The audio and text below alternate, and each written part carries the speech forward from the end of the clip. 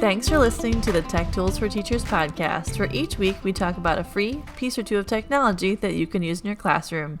I'm your host, Shannon Martin. I'm a middle school teacher, technology coach, and personalized learning coordinator for my district. And I'm her producer/husband, Fuzz Martin. Hey. Hello, good afternoon, evening, day, morning, night. Depends on when you're listening. You can listen anytime. This is true. Podcasting. You can listen at 3:30 in the morning when you cannot sleep anymore because you have a small child that's awake. Yes, or you're anxious to get to school to teach America's youth, or Canada's youth, or China's youth, depending on where you're listening. I say we have listeners all over the world. We do. So Thank you. It could be anywhere. We appreciate your time listening to this show. Yeah. So today we have some cool stuff to talk about. We do. Fun stuff. It's fun. It's a fun week. This week we're talking cartoons. Yay. Because why wouldn't you want to talk about cartoons? Cartoons are cool. They are cool. And as I was telling you before, this week is inspired by one of my students. And how so? So I feel like everyone has a student or 12 that are into cartooning and want to draw all the time. And like I encourage sketchnoting and I encourage like drawing. Like if you want to draw your notes and stuff like that in class, like more power to you. But sometimes you have to actually like write some information down so I can understand what you're doing and what knowledge you have. And so with this particular student, it's turned into like, hey, you can cartoon your answers to me. I just want to know what you know. Right. And then I get the response of, oh, no, I'm not going to, like, now that you're more than welcome to cartoon in my class. On to me. Then the avoidance comes in a different way. So anyway, so I then was like, you know what? I bet there are cool tools. And I've dug them out like for various projects and stuff. But like there's cool ways for kids to cartoon in class. And if they can do it digitally and then just email you the response or print it off if they want to cartoon their response. Right. Like, or maybe why not? Storyboard right. video or their story that they've written. Right. Or if there is like a timeline of events that they need to talk about and they could create like a storyboard timeline kind of thing. There's just so many. They need to do a presentation and they want to do it in a creative sort of fashion. Yeah. So there's so many ways to use cartoons. So I did some digging and I pulled out some sites that I've used before and then I learned a new one. I love Twitter. I usually just shout out like now that when I get stuck on stuff and I'm like, hey, Twitter universe, tell me, teachers, what do you use? And so I get fun responses. Good. Anyway, so the first website we're going to talk about today because whenever I'm on Twitter, it's horrible stuff. Yeah, that's good. You need to have like more fun things. I need to follow more teachers. You do. Teachers have fun. I follow Twitter. Too many politicians. Yeah, you can just stop doing that. Yeah. But like teachers have like fun things like Gift Friday, where like there's a posed question and we all throw gifts out there about like your day. Like, yeah, that's fun. It's just fun. Anyway, so the first one we're talking about is Toondoo. Toondoo. So it's Toondoo, like literally TOONDOO.com. Toondoo. Toondoo. The world's fastest way to create cartoons. Yeah, that's their tagline. That's their tagline. And you can sign up for a free account. And you can have kids just sign up and create their own. It is something I would definitely do. Toondoo you can do in your classroom with younger students. You just have to be aware because they have access then to like most recent cartoons that other people have created. So it's kind of like a forum of cartoons. So there might be some inappropriate things hanging out. Or just things that like 5th graders shouldn't see, gotcha, but 8th graders would it's just be aware, I guess, when you're using it. But anyway, so Toondoo. You create your account, and then you go to Tunes, and then that's where you can create a tune. Then there's all these shit like most recent, most popular, most viewed. That's where you see other people's cartoons. But you would create your tune, and then when you go to create your tune, it's kind of cool. It takes a second or two. It's one of those where you get to pick your layout. So you can pick horizontal layouts, vertical layouts. You can choose. What I like too is that you can create, you'll get like 4 boxes and then you can add more like as needed. And then you get little characters. So you have choices of like there's little bears or there's different things that you can pick from. Okay. And animals and people, and you can choose various forms of characters. And then when you click on what type of character you want, it loads in more choices. And then you just drag and drop your characters into the boxes. Yeah. And you can kind of pick how you want to do it. And then backgrounds, you click a background and you click like a general, like I want woods. And then you click on woods and then you get all the woods backgrounds.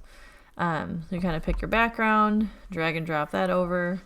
And then you can choose if you want props. So then there's like food and trees and animals and logos and all kinds of stuff. Sure. And then you get to pick your actual...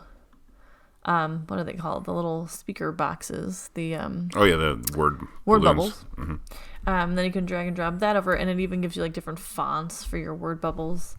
Comic Sans all day. And then you have they have random like weird people. Like then there's like random extra stuff you can add in there, and then like specialty things for holidays and little like twirly background things and all kinds of stuff. Anyway, so you just type right into your word bubbles and then create it, and then you can upload your own images if you want to have your own things, or like your doodles. So if you've like drawn stuff, you can upload that into the gallery, so you have a gallery to work from. Yeah. And then you just like create your own cartoon, which is kind of cool. And then when you're done, you just click save, and it saves it in a little folder, and then you can choose to publish it to the world, so everyone sees it. You can keep it private, or you can share it with friends, and then you can just ignore it to people.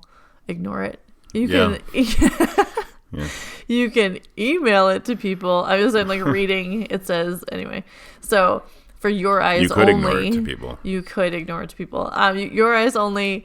Only your friends get to see it, and you can pick and choose your options, and then you just share it out, and then you've got your cartoon created. So if you're gonna do it for a response for class, or if you're going to do it as part of a project or a timeline or a book summary, like all these different things for all these different age groups and topics, you can just create a cartoon. Yeah.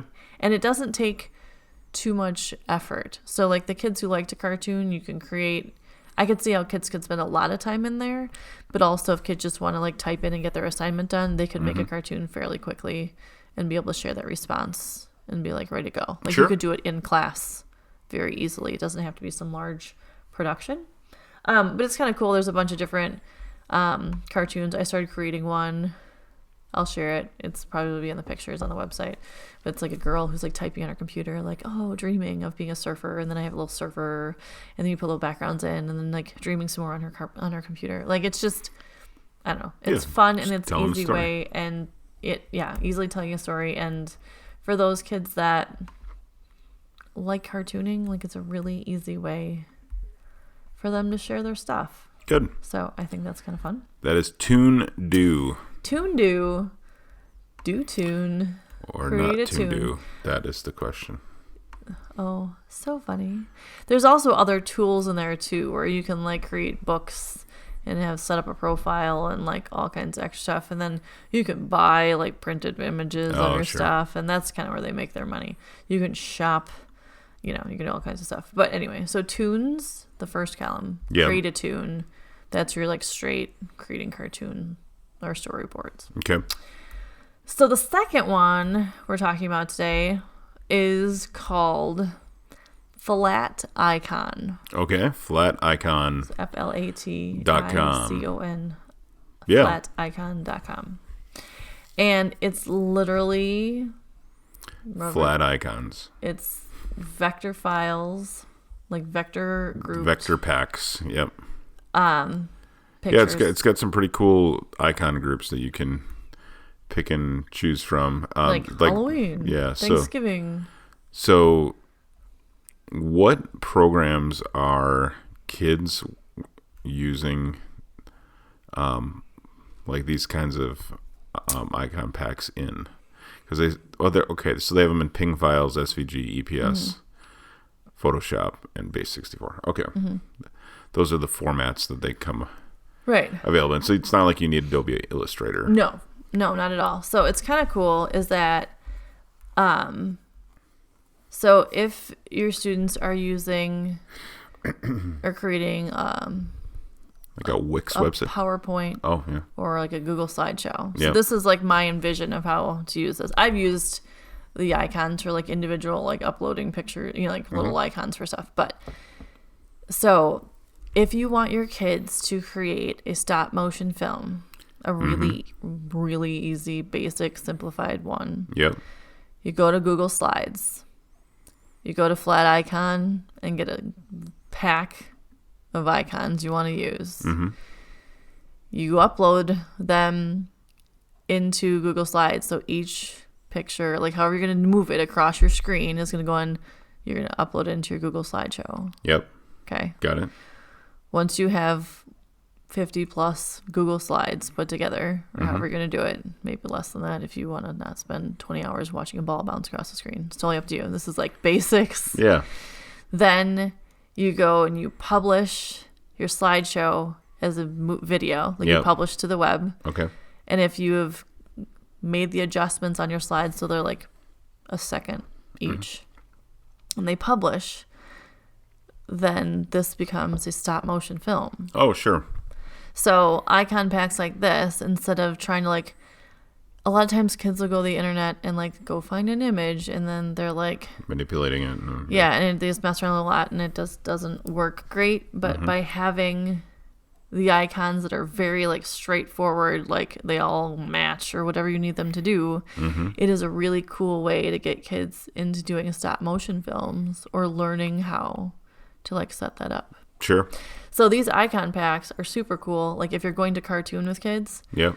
or want to teach them like the video kind of aspect of it in a very basic way, Flat Icon is awesome because it's just like straightforward, icons. The one thing is, like, if you're going to use the free version, you do need to make sure that you give the creator Yeah. A citation, essentially. correct. Also, when you're on there, you have to look for the icon packs with the S, which is the standard package. Correct. Otherwise, if they have a little crown, that's premium, and then it costs like $7.50 a month Correct. to do that. These would be really good for when you're creating websites in class. So maybe you're using Wix or one of those Weebly. So using these for different types of pages or for graphics on the page and things like that, that would be a good use of these types of icons. And then you can make, like to signify which section you're on, or what different content. Use it for navigation on the page, like on the home page. They even have on here, they have all of the social media icons. So if you're encouraging social media use, Right. Well, yeah, or setting if they're learning to set up web pages or even blogs, to be able to have those icons on there and use them. And they've got things like play buttons and email buttons and all those kinds of things. So pretty cool site. Yeah, so it's nice that it's just like pretty straightforward. Or even as like a teacher, and I know I like to cutesify things sometimes, like parent letters and emails home, or like half sheets of directions and like that kind of stuff. Or if they're putting together like a fundraiser, there's lots of little icons to cutify things for the Halloween dance coming up. And you can, and it's kind of cool too, some of the icons, once you pick like the icon out, it will then, if you click on the picture that you want to use, it then gives you even more color options to work with. Sure. So then you can decide. You can edit those down to what you need and which is kind of nice. So, that is nice. I know, it's a really cool site that just has a lot of resources that you can use. And if we're talking cartooning and you want to teach the kids some basics, if they're not going to do the drawing, but you want them to do the other pieces of it, or like I said, doing stop motion films, that kind of thing. And it'd be cool. You can log in with Google. Yes. Which is nice. Which is always helpful. Because I don't know how many times first month of school, hey, I don't remember my password. Hey, just sign in with Google. So doesn't matter. they have a sister site called FreePick, which is other things like stock photos, Photoshop files, and other things that... Which might be good for when we're using Adobe Spark. Yes. And they've got a ton of stuff on there. So that's free PIK. And if you're on flat icon, it shows you to go to FreePick. Yeah. So FreePick is looks like their main website, and then flat icon is their secondary site. So pretty cool. Sweet. 2 for 1 there, man. 2 for 1. Cool. Our last one today is called Make Beliefs Comics. Okay. And this site, created by Bill Zimmerman, he's done a lot of things in like kind of education world, and I think he's won a Pulitzer Prize and a couple of things. Oh, wow, okay. This site is super cool for creating comics, and it's like pretty straightforward. Like, learn how to create a comic. You can go home and you pick out your board, you pick out the cartoons that you want to do. You can pick how many panels. The max is up to 18, but you can create up to 18 panels, which is pretty sweet. So like make a real storyboard if you're going to do it. Sure. Or like a timeline kind of deal. And then it's again very straightforward. This one, you make your choices across the bottom. So they have little comic starters that if you need a story starter for your kids. Yeah. They have characters, lots of characters, and you just scroll through all the characters. And then if you click on a character, then that character has more choices of their actions, which is kind of cool. And then besides characters, again, you can like put masks on characters. They have the talk balloons, the thought balloons. And then you can add different backgrounds and objects and words and background colors. And you can print, email, and save super easy. So it's another easy one to share. Yeah. And there's just a ton of options, but this is very teacher friendly. So besides creating comics, there's a whole like stories and ideas of things to write about. Then they have like printables, and they have greeting cards that you can design. There's stuff just for teachers, that 26 ways on how to use this site just in your classroom. There's an ideas exchange, there's writing tools, there's lesson plans. They've got a piece on there for English as a second language and literacy and special needs, and like specific to autism, hearing impaired, head injuries, stuttering, struggling writers, physical disabilities, learning disabilities, all on this one website. So the goal of creating this is to then like help children of all types be able to connect to their learning and be able to connect to comics, because it's such an easy way. Like comics are easier to read. It's just, it's comprehensive. You get the when you're story reading. And short bites of text instead of having to create that image in your mind and also concentrate on the reading. And I think that like it starts with comics, and like I think about like all these kids that benefit from comics and just shorter bits of reading and creating and feeling accomplished when they've done something. It's a cool site. It's got a lot to offer besides just creating comic strips. But when it comes to creating comic strips, it also has a lot of information. And it's creative for education purposes, which is really nice, and reaching all students, which I think is important. So agreed. Yeah. So that is comics. It's like Beliefs Comics, but it's with an X. Yeah, it's make. So the word make. M-A-K-E. Beliefs, BELIEFS, and then comics, COMIX.com. Yeah, that's what it's like. It's Not spelled right. You gotta want it. Yeah, you gotta find it. Once you do, it's definitely like check it out, because it's really cool to use in your classroom. So comics and all the cool ways that you can use it, and you work with people who draw comics. We have design. people that So working in the ad agency industry, I have a bunch of they do art designers that we'll be having a meeting with CEOs of billion-dollar companies, and they'll be drawing pictures of a a wrestler with his eyeballs bulging out of his head. because that's how they concentrate. Yeah, they doodle while they're listening. Yeah, my business partner has in his notebooks just doodles that they're like these like sprawling doodles of things, because that's how he has to have his hand moving in order to concentrate on what's going on. And so this kind of stuff is really cool, and I think it's a neat tool for those who like drawing and cartooning and doodling, and also those who learn differently than others. Yeah, cool. And you can make a lot of money being a designer. So that too. Yeah. So yeah, episode 32, man. Thanks for tuning in. It has been the Tech Tools for Teachers podcast. If you ever have any questions, you can find me on Twitter at SmartInWI. And if you want to get more information on the links to the technology discussed in this episode, you can visit me at smartinwi.com, or you can find me on Facebook or any other social media that you can find out there. New episodes each week. Thanks for listening. Go educate and innovate. The ideas and opinions expressed on this podcast and the Smart NWI website are those of the author, Shanna Martin, and not of her employer. Prior to using any of the technologies discussed in this podcast, please consult with your employer regulations. This podcast offers no guarantee that these tools will work for you as described, but we hope they do. And we will see you again real soon on the Tech Tools for Teachers podcast.